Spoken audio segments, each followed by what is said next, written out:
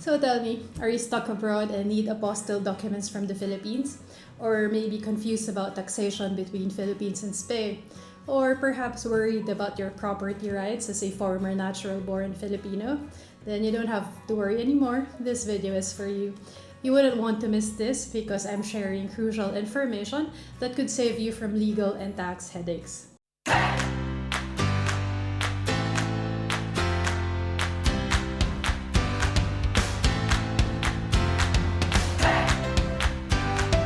Hey, I'm Maria, and in this video, I am breaking down everything you need to know about the new DFA e-Apostille system, including why it might not work for your Spanish citizenship or residency application, tax treaties between Philippines and Spain, and property rights as a former natural-born Filipino. So yeah, let's dive in. Alright, let's start with the good news. As of March 2024, the DFA finally launched their e-Apostille system. And yes, this is a massive step in the right direction for Filipinos living abroad. So here's what's amazing about it. If you need an apostille birth certificate, Senomar or certificate of no marriage, marriage certificate, or other PSA and civil registry documents, you can now get these online. Just imagine the money you will save on document international delivery fees or flying home to obtain the apostille personally. The process is completely digital. You apply online, pay the fees, and receive your e-Apostille electronically. For many purposes, this digital document is perfectly valid and accepted. But there's always a but. Here's where it gets complicated and why you might still need to go back home or send an authorization letter so someone can obtain your apostille documents on your behalf. First limitation, only PSA and civil registry documents are eligible for e-Apostille. That means birth certificates, marriage certificates, death certificates, and Senomar, and that's it. Second limitation, the moment you print an e-Apostille, it loses its validity. It must remain digital, so if your receiving institution requires physical documents, I'm sorry to say, you're out of luck. Third limitation, and this is crucial for many of you, the NBI clearance is not yet eligible for e-Apostille. And we all know the NBI clearance is one of the most requested documents for visa applications, work permits, and citizenship processes.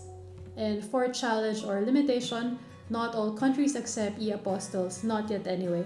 Many still require the physical apostille attached to the original document. So always, and I mean always, check with your receiving institution first.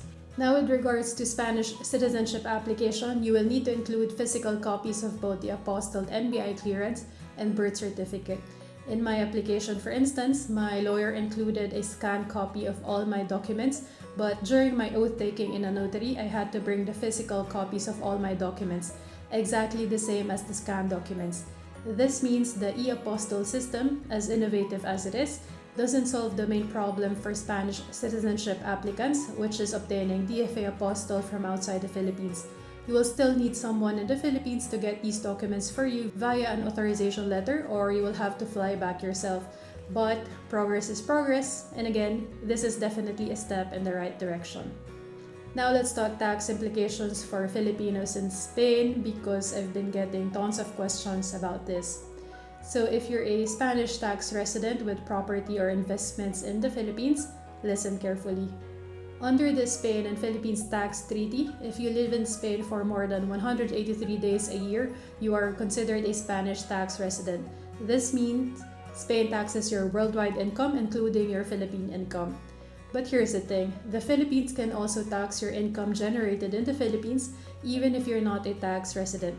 It can be rental income, dividends, investments, or any passive income. Don't panic though, Spain provides tax credits for taxes paid in the Philippines, so you won't be double taxed. The key is proper documentation. Keep all your Philippine tax receipts and declare everything on your Spanish tax return.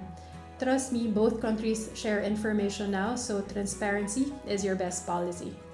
Now let's talk about property ownership after naturalization. So here's a question. What happens to my property in the Philippines if I become a naturalized Spanish citizen through residency and I decided not to reacquire my Philippine citizenship? So if you become a naturalized Spanish citizen through residency and decided not to reacquire your Philippine citizenship, you can still own property in the Philippines as a former natural-born Filipino. There are limitations though, and the limits are you can only own up to 1,000 square meters of urban land or 1 hectare of rural land for residential use.